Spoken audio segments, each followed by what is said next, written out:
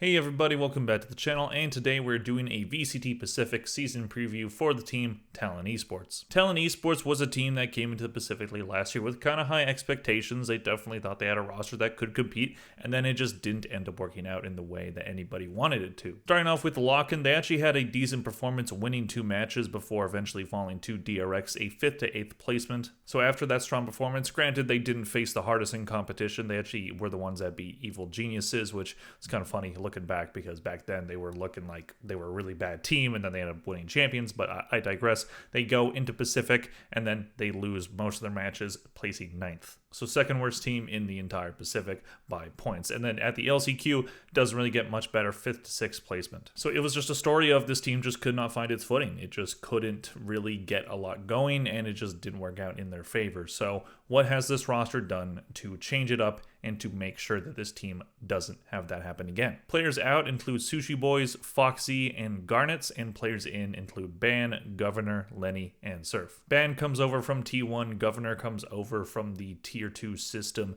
in North America playing with Turtle Troop. Lenny comes over from being an extra on Team Secret. He was also on Bleed in 2022. And then Surf comes over from Exertia. So Ban being the only player that played in Tier 1 last year, and then Governor being on Turtle Troop, which is a team that looked like it had talent in the Tier 2 system in North America, but just didn't really get far. Lenny only played 1 match of Tier 1 during the entire season last year, so his stats on the board are actually from the Tier 2 tournament that they played during the offseason. And then Surf didn't really get a lot of playtime in because Exertia didn't have him in the active roster for a lot of the year. He did leave Exertia in March of last year, so he didn't really have a lot of playtime for the rest of the year. So the experience level for some of these players might be pretty small, but is there talent here? I think so. Championships won by the Org are 0 and the 2023 MVP. I chose Cruz, or is it Crows? I'm gonna go with Crows. I chose him as the MVP despite him having really not very good stats. He is this team's IGL.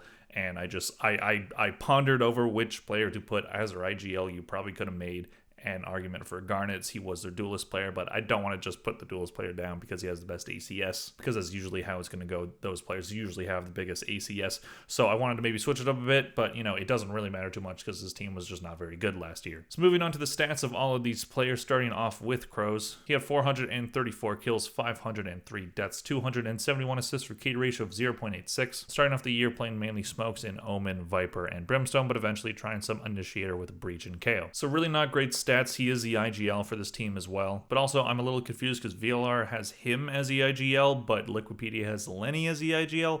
So I don't actually know who it is. I'll just say it's both. Whatever, it doesn't matter. But overall, Cruz is probably going to be hoping to improve on his numbers from last year. I mean, Smokes players generally aren't supposed to be the ones fragging out, but you definitely want to have a better KD ratio than a 0.86. Moving on to Jit Boys, he had 399 kills, 420 deaths, 171 assists for KD ratio of 0.95. He played Breach, KO, Harbor, Cypher, and Killjoy. He had a decent season last year as well. He didn't play in every match, so I felt like it would be kind of weird to put a player that wasn't always in the lineup as the MVP, but he did have a decent year, and him being a more permanent member of this roster should hopefully help him to get those numbers up. Moving on to Ban, coming over from T1. He had 647 kills, 730 deaths, 287 assists for a KD ratio of 0.88. Characters he played were Killjoy, Jet, Omen, Viper, and Harbor. Span's numbers were a lot lower than what I expected them to be when I heard him added to this roster. Looking over on a team that did pretty well last year in T1, he definitely had his struggles. Obviously, he was playing a flex role, playing many different roles throughout the team, mainly Smokes, but then also a bit of Sentinel and Jet as well. But it doesn't seem like it really worked out for them. So hopefully he can find a more permanent role because that might end up helping his numbers, and maybe he can find some magic in that. It seems like so far in the offseason, it seems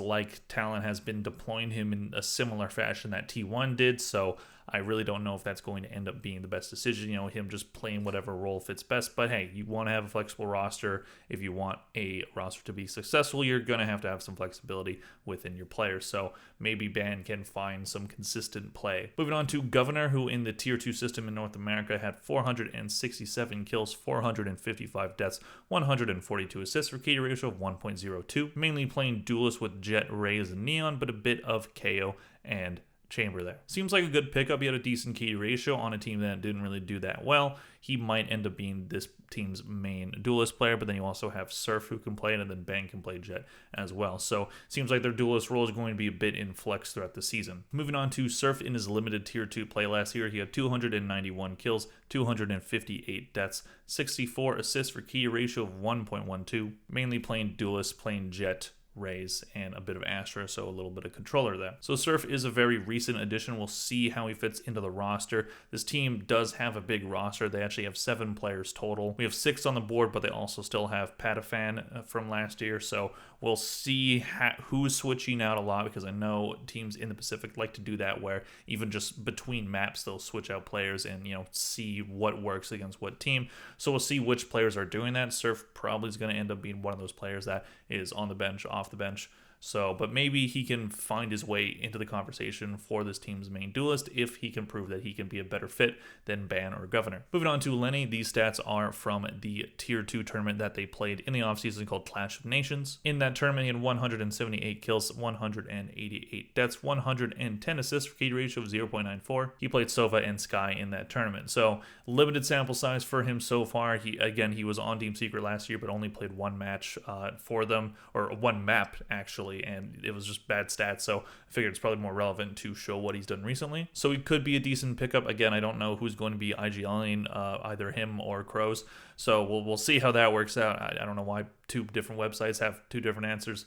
If you know the answer, let me know. On paper, they don't look particularly bad. I do question some of the experience level of some of these players, but maybe they will be just investing in the future with this core. They definitely have players that can frag out. They have some players with, you know, some flexibility to them. As you can see, these are very large character lists. So we'll see how the character compositions end up working out, but my guess is it's probably going to be very fluid and there's going to be a lot of switching around. Moving on to their map stats in 2023, their best maps were Fracture and Pearl. Fracture with a 4-2 record, attack was 51, defense was 52. Pearl, 2-1 record, attack was 47, defense was 54. For the worst maps, I chose Ascent with a 2-4 record, attack was 40%, defense was 42. Split, similar record, 2-4 record, attack was 35, defense was 57. So the 2 best maps, Fracture and Pearl, are no longer a part of the map pool. So if this team plays similarly to what they did last year, then they're going to have trouble, you know, not having those 2 maps. So they're going to have to adapt to some of the maps that weren't in the map pool before, such as Breeze. So we'll see how that affects this team's map pool, but I do expect them to probably have a bit of improvement on their map pool last year, and that shouldn't be very hard because it wasn't a very good map pool. Overall, I think this team looks decent. I don't think they look great. I know there are some analysts that are a bit higher on this team than I think I am, but, you know, to each their own and their own opinions, and there is an argument to be made that this team can do good, but personally, I just don't see a lot of, you know, really just specifically high-end talent that could really just dominate against the other Tier 1 teams in Pacific. But I could also be very wrong, and we see this team's, you know, fluid character comp style end up working out very well for them. We'll see what happens. The Pacific's going to be very competitive, and I just don't know if I see this team being above some of the other teams. Let me know what you guys think in the comment section down below. Do you think Talon is going to be a good team this year, or do you think they're going to have a similar kind of struggle that they did last season? Please click like if you enjoyed the video. Thank you all very much for watching, and I'll see you guys in the next one. Bye!